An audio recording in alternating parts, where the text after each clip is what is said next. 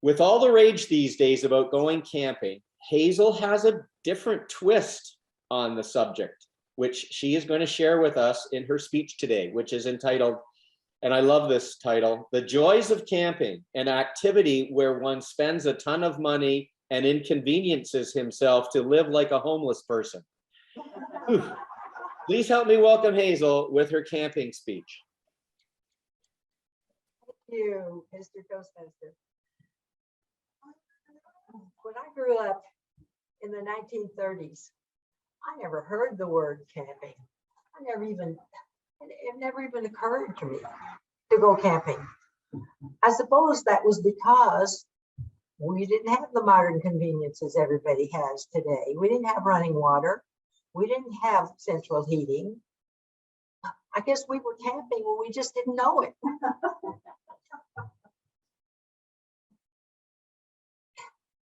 Fast forward to 1956, when my husband and I moved to Laramie, Wyoming with a child 3 years old and a one about 18 months old. The first thing he wanted to do was go up to the Snowy Range Mountains and camp. Yeah. Oh, okay. We didn't have sleeping bags. They were not a thing then at all. We didn't have a tent. We didn't have anything. I guess we just put some blankets down on the ground and picked up a few sticks and tried to have a fire. I decided right then that it was a whole lot easier just to stay at home and cook than to try to cook and keep a fire going long enough to make a meal. Then 1957, a year later, the camper trailers started being on the market. Never had heard of them before. And we decided we would get one and we could live in it during the summer while we were going to summer school. Sounds reasonable, right? Well, that's what we did.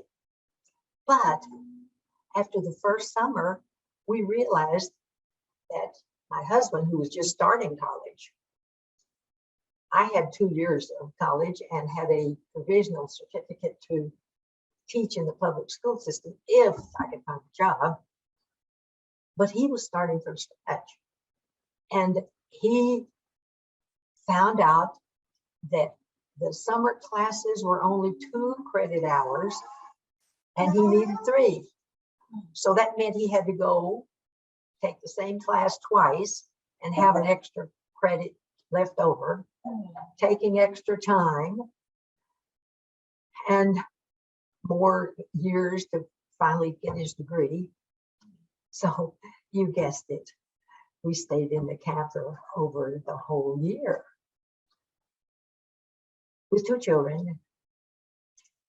They slept on a bunk bed above our bed with their feet in the middle and their head at each end.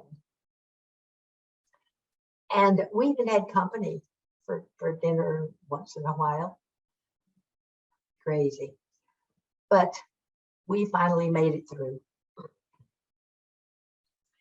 Then we moved up to Lander, Wyoming, where he got a job.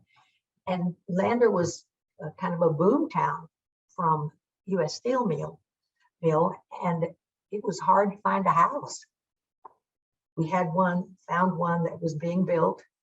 So guess what? We got to live in the camper trailer a little while longer while we were waiting for our house to be built.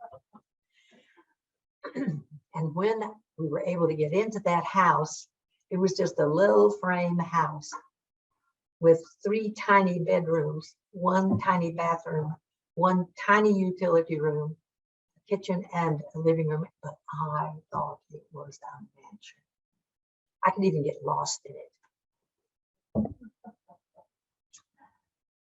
After that, we used the camper trailer to go hunting and go camping.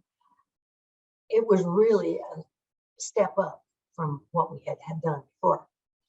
One time, it was Thanksgiving, And my husband pulled that camper right on the edge of this big cliff.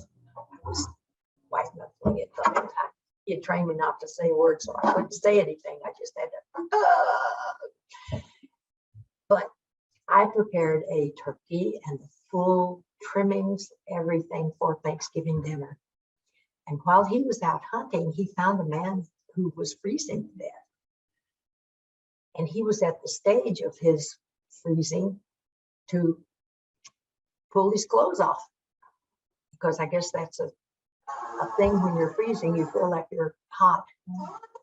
And he brought him and he shared in our Thanksgiving dinner. The children were very impressed because their daddy saved this man's life. Then, when the two older children had already left home, he decided we need to go on a 2-week pack trip. Each person carried their bedroll and one change of clothes. We had a donkey called Hannibal who carried all of the cooking utensils and the food. We had no tent. We had a big square tarp, nylon, that we would throw over us when it started raining, and we would sit there and huddle until it quit raining, and then we would trek off a little bit farther. And we went over the Continental Divide at Washakie Pass, and it was so steep that we had to make the donkey go crisscross back and forth across because he couldn't go straight up. And that's where we saw pink snow. I'm not kidding. It was as pink as my shirt. I don't know if you've ever seen pink snow, but it really existed because we saw it. We would find a lake every 3 days and wash our clothes, the one set of clothes we were wearing, and wash our hair and take a bath and pray for enough sunlight to get everything dry so we could pack it up to do our next trip, our next walking.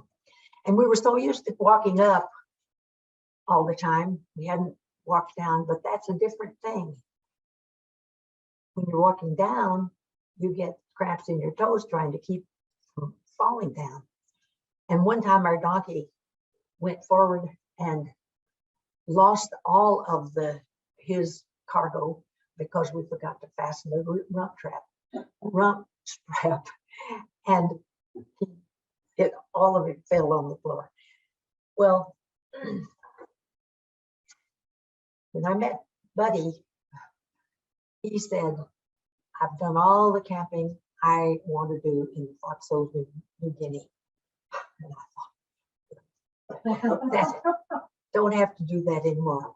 This weekend, my granddaughter and her husband and 1-year-old child and his sister came to visit, and they were on their way to Idaho where they were going to be camping 2 weeks. I gave them my condolences.